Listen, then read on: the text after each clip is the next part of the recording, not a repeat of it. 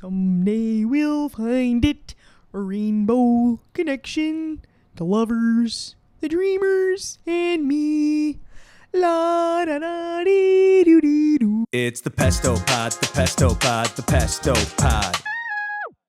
Guys, I kind of had a boring week. I have nothing to report. Nothing exciting happened to me this week. Sometimes I have weeks where nothing exciting happens to me.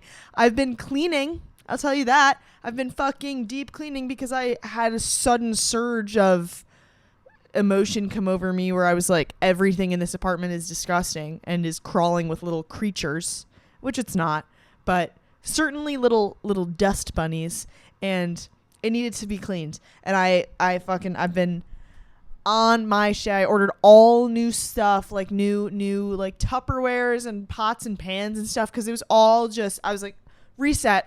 I probably haven't gotten new pots and pans in a good couple of years, and it needed to happen.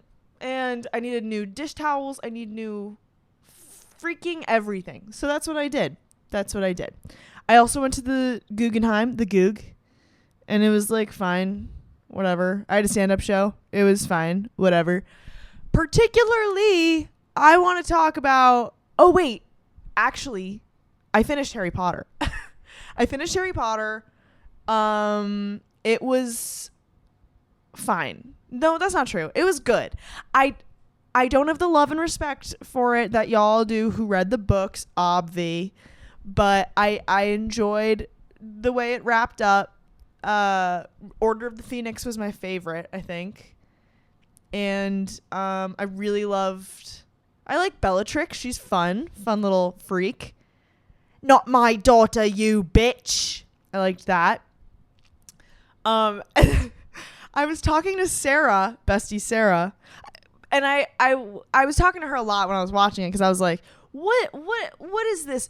The Elder Wand, the Resurrection Stone. Why are we introducing new lore to the chat? We're on the last fucking movie. I can't do this. But I did it. I did tear up when Dobby, kicked the old buckarooski. And this was crazy. I was talking to Sarah, and I said to her, I know how the whole series were building up toward Ron and Hermione and are they going to kiss finally? And they do. But I'm just saying, I didn't need for it to be this moment where they destroyed the Horcrux or whatever, and it was drama, and then it's dead silent, and then they made out. I didn't need that. That was crazy. And Sarah was like, no, it was their first kiss. And I was like, get real. The whole thing, yeah, they're not lovey-dovey making out the whole series, but the whole thing, he's like, we got to save Hermione. I've got to protect Hermione. And she's like, you didn't ask me to the dance, Ron. And it's so much Ron and Hermione. We've been new they've been kissing. I didn't need to see them tongue. But whatever. I said that to Sarah. And she was like, well, I really hate, that's how I feel about when Draco and Voldemort hug. And I was like, what? Apparently, at the end, in the courtyard there, right after, Harry Potter is dead. That. Then he pulls Draco forward and he goes, Draco, well done. And he hugs him. And it's the most awkward, stiff, butt clenching hug you've ever seen. And Sarah pulled it up for me on her computer so I could see it again. But what she didn't know is when she clicked it, she clicked a meme edit. but we didn't know that. So it played and it just kept repeating the moan. It was so funny.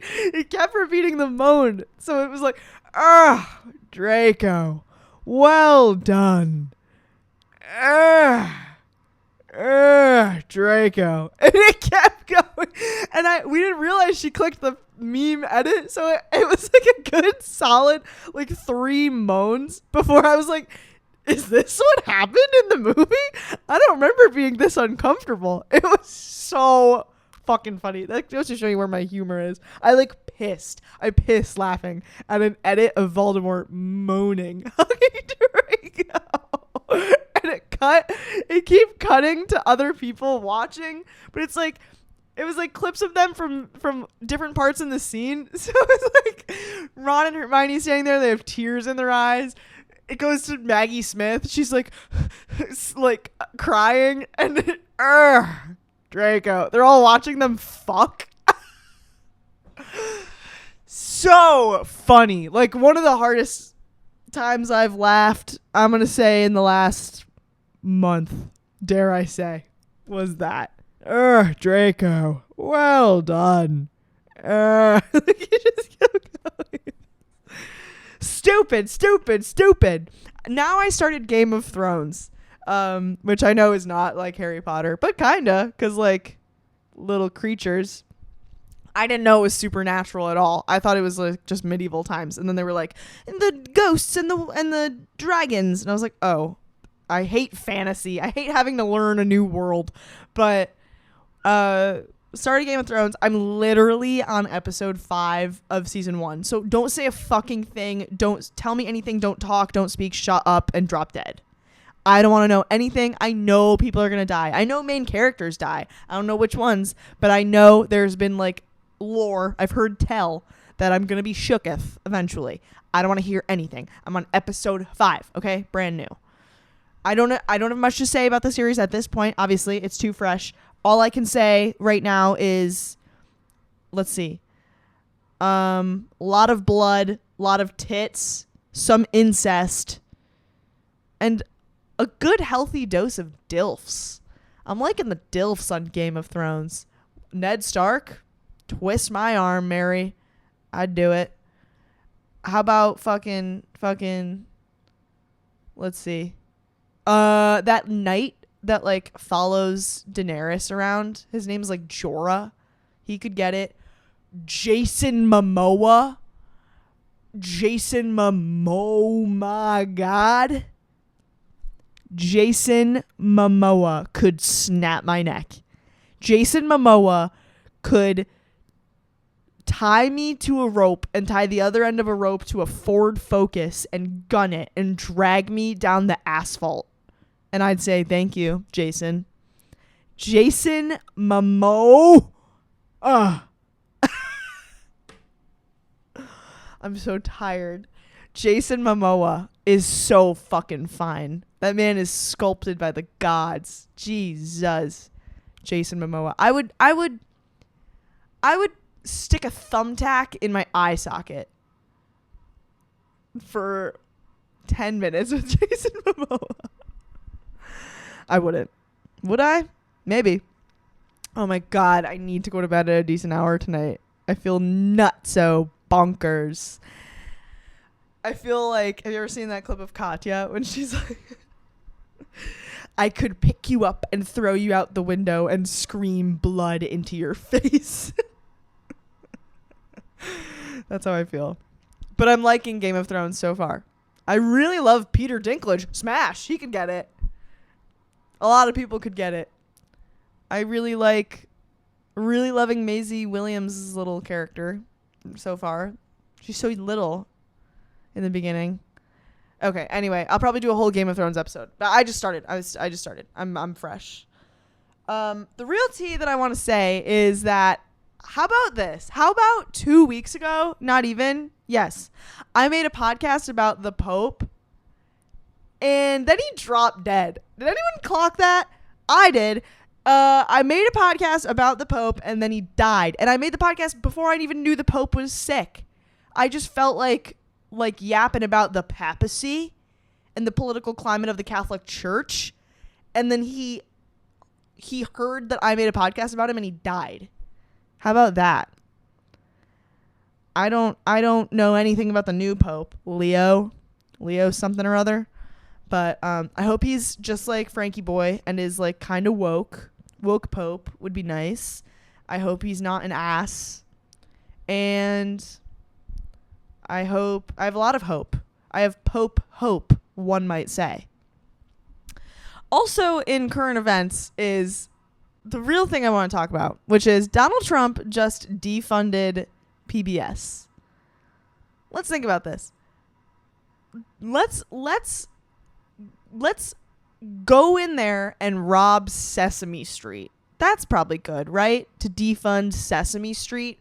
That's got to be good. That's got to be great. It's got to be good to literally take money away from Elmo. That's good. That's not evil. No, that's good. That has to have good intentions to reduce efforts for children's education. Surely that must be good. And, we got to get rid of Sesame Street because Sesame Street is full of some woke snowflakes, right? Yes. We got Bert and Ernie, gay, jail. Rosita, Mexican, jail. Any of the Muppets, people of color, jail. Blue and red are colors, jail. What is going on? Are we serious? What is happening? What world are we living in that we're taking money from fucking Elmo and Dorothy and Mr. Noodle? Are you daft? Are you daft, dim, and dull? Whomst is in charge of this country? That fucking evil man taking money away from Elmo. He hasn't even started kindergarten yet. We can't defund Elmo. I love Sesame Street. That's what I want to talk about is Sesame Street. I watched it when I was a kid, but I don't think I actually think I used to watch it at my grandma's house, and I think she had like VHS tapes of old Sesame Street from like the 90s, and I would watch it, and I loved it.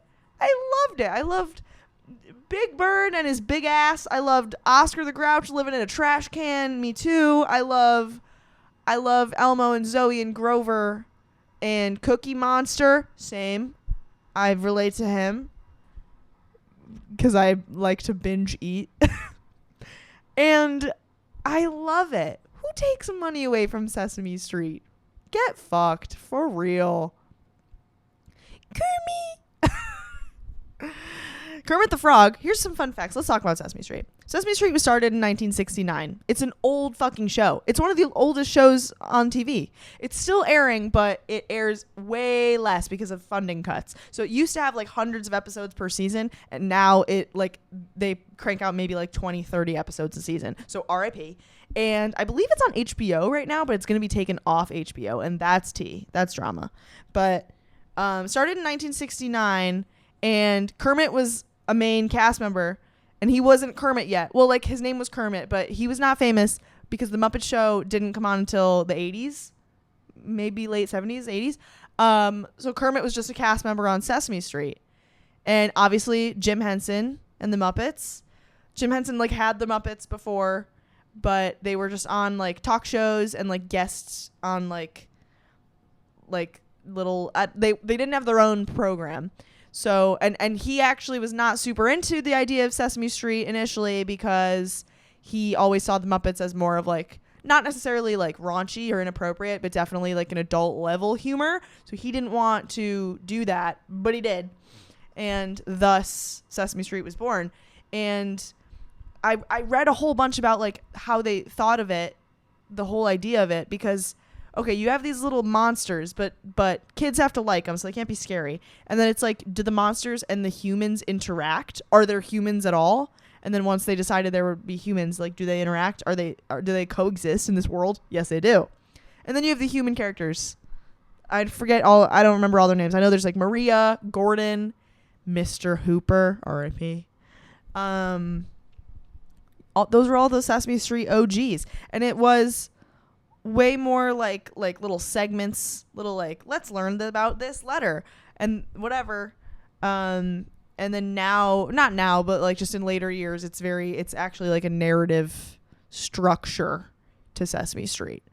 But you know what? As long as I can look at those little dudes yapping, little Cookie Monster eating his little cookies and Grover trying to fly, like I'm happy, as long as my boys are doing okay. My boys are good out there.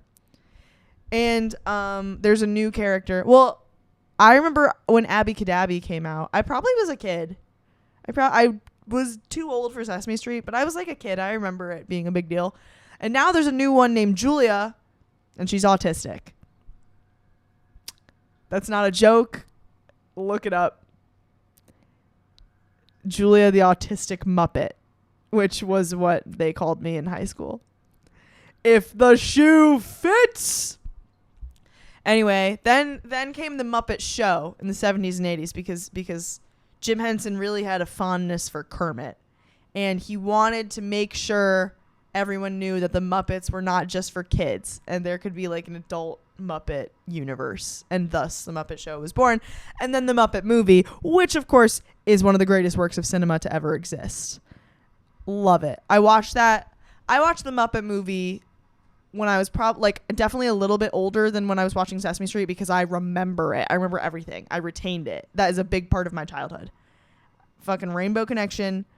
I don't know why I vividly remember Kermit in a cowboy hat doing a duel with the guy who owns the Frog Leg restaurant in that like Wild West town. And I love Beaker and Dr. Honeydew. Love them. That whole lore. Love it. Maybe I should get a Muppet tattoo. I have always wanted, listen, I've been toying with the idea of learning how to embroider. And I really think having like a needlepoint embroidery wall art thing of Kermit in the cowboy hat would be good for my health. Or any image of Miss Piggy. I love Miss Piggy. She's Jennifer Coolidge, is she not? They are the exact same. Love her. And lately, on TikTok, a couple months ago, everyone was going through a big Pepe the Shrimp phase. Love. So the Muppets remain culturally relevant. They also they're just so important. Like, not even joking. You learn so much.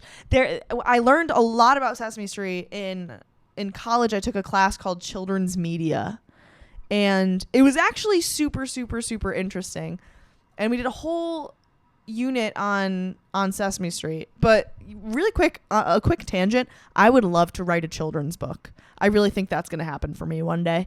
I don't think it would be like a children's picture book that you'd like flip through and there'd be like little pop-ups. But I think it would be like Magic Tree House. Like there's chapters, but it's like some good lore, a series. So, keep an eye out for that. Keep a freaking eye out for that when it hits the shelves. I don't know what I'd make it about. If you have any ideas, write in.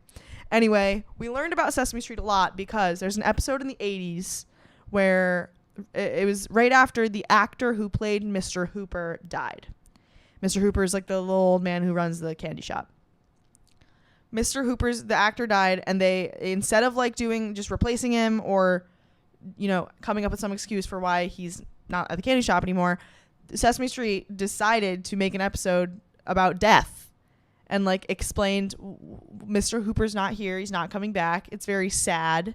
It's okay to be sad, but it's also okay to remember him and be happy. Like, how wholesome is that? It's a whole episode of like, we had to watch the clip in college. It's like Big Bird learning that Mr. Hooper died. And then he's like, well, I'll just go visit him. And they're like, we can't visit someone who died, Big Bird. That means they can't come back. So sad. But like kids, I think that's such an important thing for kids to know. What little kid doesn't have like a dog or a grandparent or something who's died? And then they will be like, oh, I watched this happen on Sesame Street. I know it's okay. I know it's a part of life. Everything's okay. Like, I don't know. So cute. I think that's important. And fuck whoever's trying to take money away from my boys. Trying to help the children of tomorrow. Ugh. I do love the Muppets, though. I still do. I love the Muppet movie with Jason Segel. I love Muppet Christmas Carol. It's literally like all in Old English. Like it's very, very like to the book. But then it's the fucking Muppets. So silly. And it's Michael Keaton. It's like a very like esteemed actor. And he's with the Muppets. And Muppet Caper. Muppets Take Manhattan. They're all so good. So good. God, I love childhood whimsy. There was like a traveling museum exhibit that had some of the original Muppets in it. I don't remember what it was called or what museums it went to, but it was in Illinois when I was in Chicago, and I was like, well, I want to go because I need to see like OG Kermit. Like that will be really, really good for me. But it was too far and I didn't make it there. And that's devastating. Although, let's be so for real, like Kermit is not Kermit anymore because Jim Henson is dead. So, weird sounding Muppets. That, like, I if I catch a clip of Sesame Street somewhere, I'm like, that is not Kermit. I don't know who that is, but that ain't Kermit. No. I think it'd be really funny to have dogs named Kermit and Miss Piggy. Maybe that will also be on my manifestation list. I do think that I watched more so like Elmo's World. When I think about the Sesame Street that I remember, it's all Elmo's World. It's Mr. Noodle and that fucking fish. And I don't know if you know this is a Rochester specialty, but Rochester is home to the National Museum of Play, and they have like a model Sesame Street. Like it's an exact replica of Sesame Street, and it's incredible. And you can stand on the steps and you can go into Elmo's room, and there's a little fish in there, and you can oh, it's so fun. There's like a movie theater and a restaurant and everything, and all the Muppets are in there, and there's a taxi that you can get in, and Elmo's in the back seat. It's so fun. I love things like that. My childhood is like, I mourn my childhood every day. I can't believe I can't watch Sesame Street unironically because I will be looked down upon. It's brilliant media, truly. And I think I should get a Sesame Street or a Muppet tattoo or something. That's got to be on my list. I do have a Muppet purse. I have a little purse somewhere with Elmo and Cookie Monster and all of them reading books. How wholesome is that? A tote bag. All of them reading books. Come on. Gag me with a fucking spoon. All right. I guess I should wrap it up because I'm rambling about Sesame Street. Who would have thought? Also, Fraggle Rock. Any OGs in the crowd? No Fraggle Rock? Playing your cares away. Worries for another day. Da da da da da. Down in Fraggle Rock. The concept of Fraggle Rock was that there was a man who owned a hardware store or like a tool store, and then in his wall lived Fraggles. They were little creatures, and they had their own society in the walls of this hardware store. And also in that little society, there were these little tiny men named Doozers, and they would build cities made out of like glass, and then the Fraggles would eat them. Please look this up. I know this sounds like an LSD trip that I'm describing, but I swear to God, this is real. And then they would sometimes go into this like other world where there were these giant monsters that were huge, and they were called something like boomers. No, Bergens. I don't know. There were these giant monsters that lived in this other world, and there was a pile of garbage, and it talked. Please, I'm not hallucinating. This is real. Look up Fraggle Rock. I have to stop talking. I'm running on fumes, guys. I haven't been sleeping well. Anyway, thanks for taking a little trip down memory lane with me. Maybe next week I'll be a little more collected with my thoughts. But until then, down in Fraggle Rock, throw your cares away. Worry for another day.